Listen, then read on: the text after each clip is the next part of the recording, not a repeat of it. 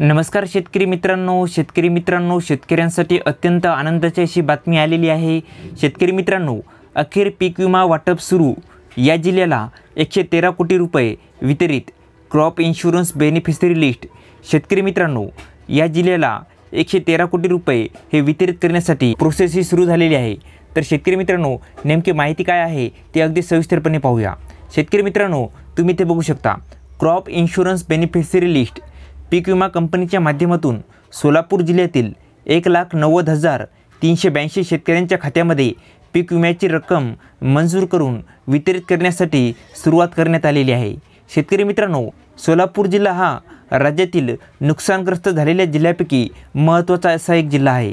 शेतकरी मित्रांनो, या जिल्ह्यातील 5 गंभीर आणि मध्यम स्वरूपाचा दुष्काळ हा जाहीर करण्यात आलेला आहे। याचबरोबर जिल्हाधिकारी कार्यालयाच्या माध्यमातून जिल्हास्तरीय पीक विमा समितीच्या माध्यमातून या जिल्ह्यातील जवळजवळ सर्वच महसूल मंडळांमध्ये सोयाबीन, बाजरी, याचप्रमाणे तूर, कांदा अशा वेगवेगळ्या पिकासाठी मकासाठी अधिसूचना काढून या जिल्ह्यातील शेतकऱ्यांना 25% अग्रिम पीक विमा यासाठी पात्र करण्यात आलेले होते।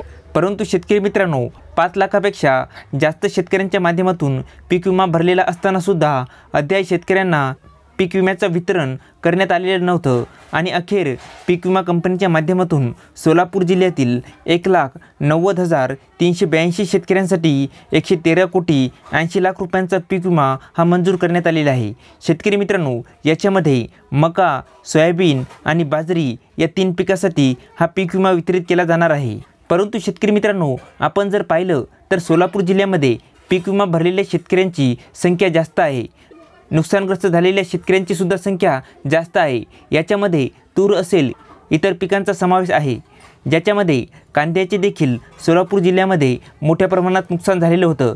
परंतु अद्याप कांदा आणि तूर या पिकाचा देखील पीक विमा मंजूर करण्यात आलेला नाही। याचबरोबर आपण जर पाहिलं तर या तिन्ही पिकांमध्ये सुद्धा सोलापूर जिल्ह्यांमध्ये नुकसान असलेले शेतकरी मोठ्या प्रमाणात, त्याच्यामुळे साधारणपणे 300 ते 350 रुपयांपेक्षा जास्त कमीत कमी पीक विमा सोलापूर जिल्ह्यामध्ये वितरित होणे हे अपेक्षित असताना सुद्धा या कंपनीच्या माध्यमातून 113 कोटी 80 लाख रुपये इतकाच वितरित करण्यासाठी सुरुवात करण्यात आलेली आहे।